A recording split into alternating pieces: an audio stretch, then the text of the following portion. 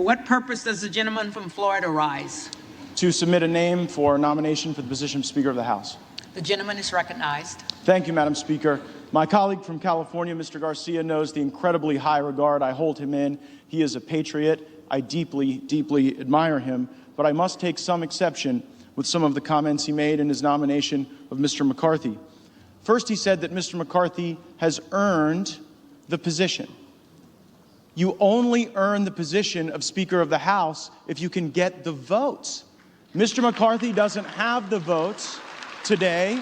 He will not have the votes tomorrow, and he will not have the votes next week, next month, next year. And so one must wonder, Madam Clerk, is this an exercise in vanity for someone who has done the math, taken the counts, and is putting this institution through something that absolutely is avoidable?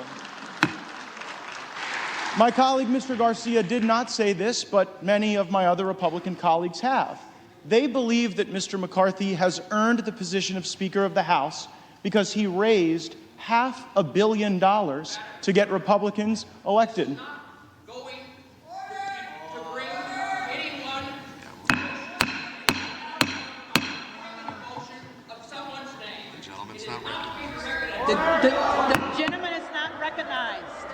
Members are reminded not to engage in personalities against other members of the House. Members are reminded not to engage in personalities against other members of the House.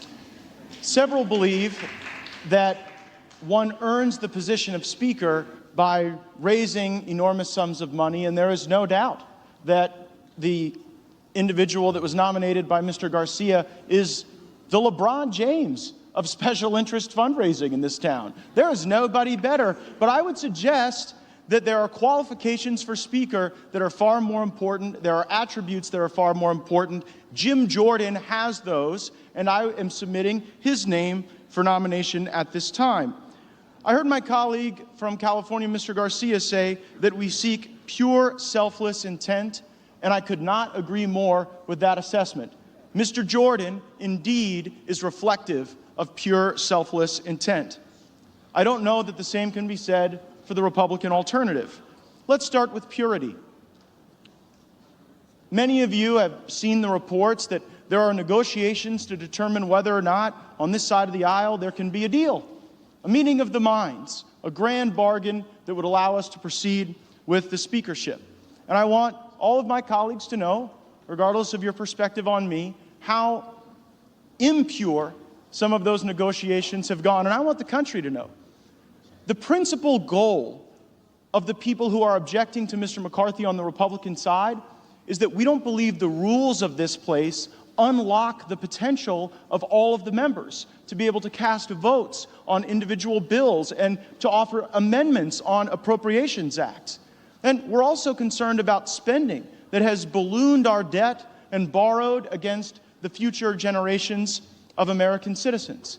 And Mr. McCarthy said, well, goodness, to the objectors, a lot of you want to be on the Oversight and Judiciary Committee, and you never submit your names to be on the Rules Committee or the Appropriations Committee. And so, gosh, if you'll get a list of folks who are willing to come early on fly-in days for rules, and folks who are willing to take on the extra burden of our appropriators who work so hard, then I'll certainly work to do that. And so we endeavored in good faith, in pure good faith, to create that list.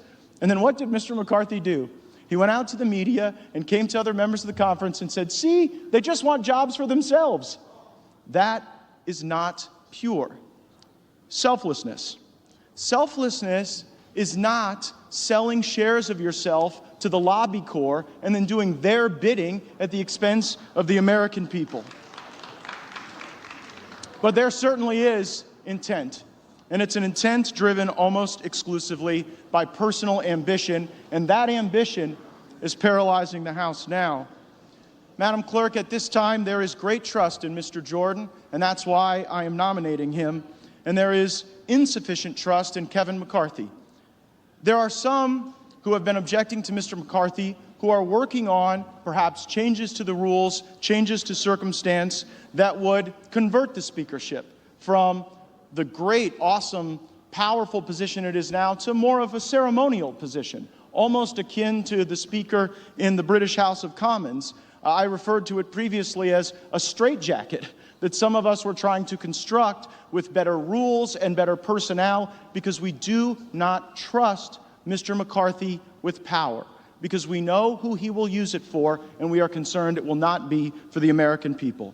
We trust Jim Jordan. I nominate him, and I'm going to vote for him.